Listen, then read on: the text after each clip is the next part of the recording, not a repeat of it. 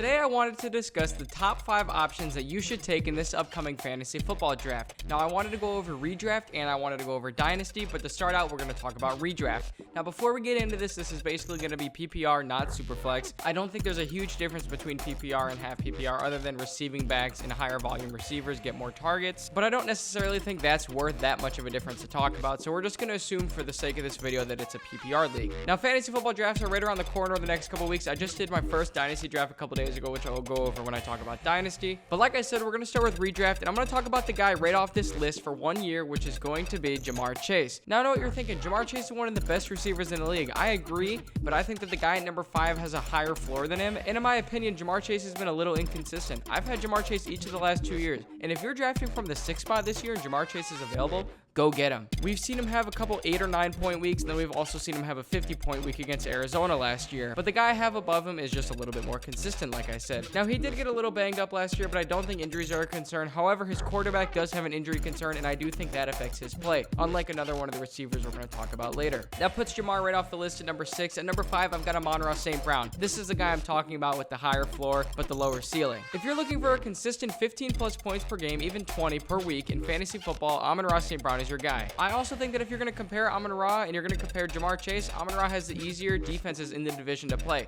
Ja'Marr Chase has to go up against Marlon Humphrey, Denzel Ward, and whoever you're going to throw out at Pittsburgh, who always has a great defense. Those games are more cold weather, lower scoring. Meanwhile, in the NFC North, 2 of those teams play in a dome, one of them being Detroit, which 13 of their games are in a dome this year. So I think if you're looking for a 1-year rental this year specifically, Amon-Ra is your guy. But in Dynasty, you're going to see who I have higher between the two. Now, coming in at number 4, I got CeeDee Lamb. He had an amazing explosive year last year, and I traded for him and then traded him away, which was stupid. But anywho, CeeDee Lamb, he's the guy at number 4. I think that he could be the number 1 wide receiver overall this year. And if you go at the 4 slot this year and CeeDee Lamb's available, that is a steal for you. Now, he is the only elite option on his team with no good running back, and really the tight end, Jake Ferguson, is solid. Dak Prescott almost won MVP last year, and so if there's going to be a guy getting all the touches, it's still going to be CeeDee Lamb. Now, my only concern is that he is on the last year of his deal, I believe, and Dallas has still not resolved that, and we're on August 12th, so we'll see if that gets signed and if CeeDee Lamb can be on the team still, but I don't think that's going to matter because anyone's going to pay this guy. He's a freak. Coming in at number 3, and this guy could easily be number 1, it's Tyreek Hill. The dude was on pace for 2,000 yards last year before he got a little banged up.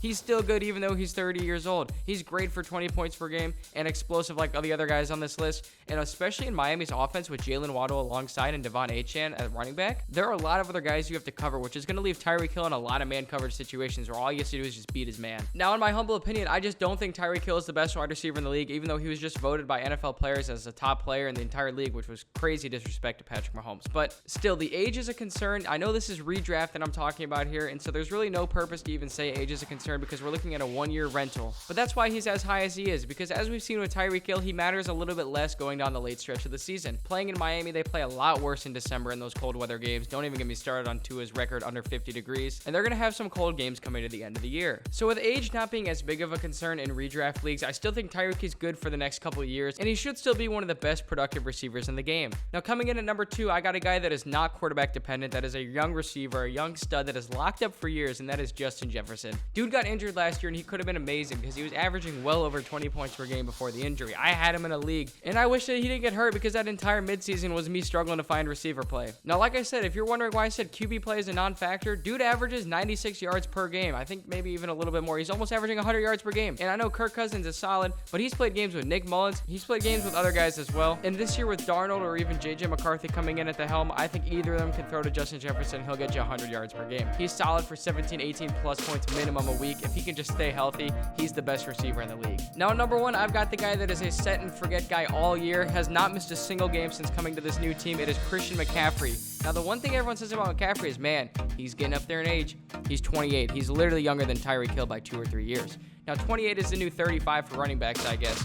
But after last year, he should still be good for an elite year. And even if Ayuk does get traded, that means he can get more targets and get more receiving yards as well. I love Christian McCaffrey this year, and if he's not taken first and you have the 2nd pick of the draft, I wouldn't even think about it no matter who's available. I literally just did my dynasty startup like I was saying, and I got Christian McCaffrey at the 10th pick. And I'm like, okay, guys, I get it. He's 28, but that's 3 years of Christian McCaffrey, and I have no clue if this league's even going to last that long. I'm going to ride out these 2 years of McCaffrey before doing anything. Now, yes, McCaffrey, the number 1 player, I feel like we all knew that was coming. But with that being said, let's move on to dynasty. Now, like I said, this is not a super flex, because if this was a super flex dynasty startup, then I would assume you just take 5 quarterbacks off the start. That's exactly what happened in my league. I think Mahomes, Allen, Burrow, Hurts, and Lamar went top 5. And I was like, okay, well, there goes all the good quarterbacks that I wanted. So I ended up getting like Dak Prescott and Baker Mayfield, which is, I don't know how I feel about that. And like I said, I got McCaffrey at the 10th pick. But again, PPR, I don't think it makes that much of a difference other than receiving backs get more targets and guys with higher volume get more points, which could help for a guy like Devontae Smith, but not as much for an A.J. Brown, I guess. I know a lot of people don't like PPR, but just for the sake of this, let's just assume it's PPR. I really don't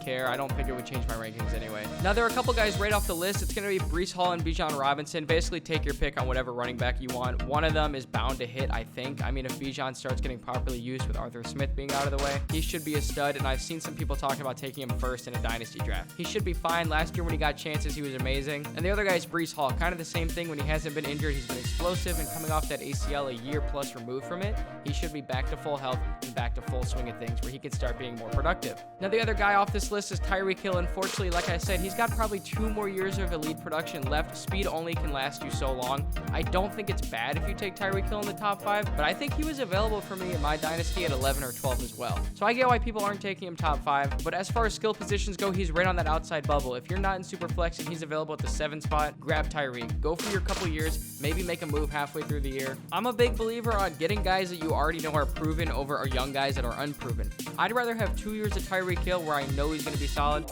than have 5 years of Malik Neighbors where we have not seen a snap of him playing yet.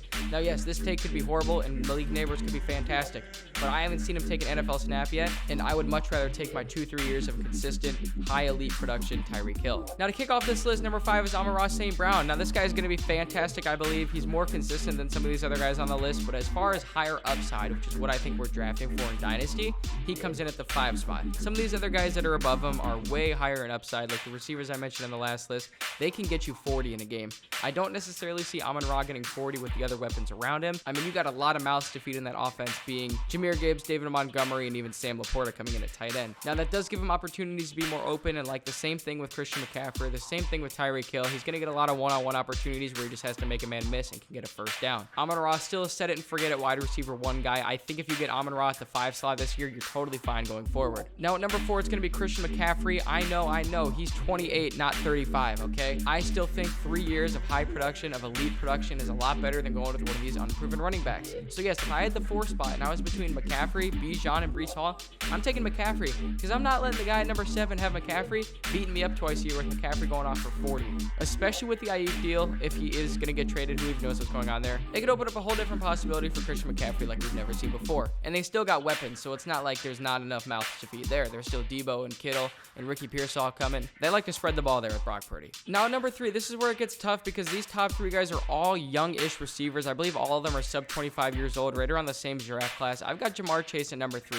Now, he might be more explosive than the guy above him, but I think Ja'Marr Chase is just more quarterback dependent than the guys above him. Now, we'll see what happens this year, especially after the last year we have. I don't want to just base it off 1 year, but from what I've seen having Ja'Marr the last 2 years, it can be frustrating. He can get banged up. He can go for a stinker where he has 4 catches for 41 yards. Either way, he's still a top pick, and he can go off for 40 or 50 points as well. I assume Burrow's going to stay healthy, but as long as that knock is there, it's going to knock Ja'Marr Chase just a little bit. And T. Higgins can only be there so long as a great number 2, and once he's gone off the team, it looks like it's just Ja'Marr Chase. Now, number 2, I think this guy was number 3 or 4 in the last redraft, whatever I just said like 5 minutes ago. It's CeeDee Lamb for the Dallas Cowboys. They don't have a single other weapon that I like. I mean, Jake Ferguson might be getting drafted later in rounds as a tight end, but in a 10-man league that only needs 1 tight end, I don't think I'm taking Jake Ferguson with my top 5 picks. That might be a slight to Jake Ferguson. This ain't even about him. My bad, Jake. But CeeDee Lamb, I mean, the guy was amazing. I traded for him mid last season, and I think he's only 24 years old. Now, I traded for him last season. He hadn't really gone off yet, and then I got him right before that LA Rams game, and I was like, oh, I just made a steal. And then stupidly, I traded him for A.J. Brown, Justin Jefferson, and Justin Jefferson didn't play until I lost the playoffs. So, bad move by me. If I would have kept CD, probably would have won the league. With that being said, CD's the number 2 guy on this list. I think the only guy that you could put above CeeDee Lamb is Justin Jefferson. Like I said, he averages over 95 yards per game,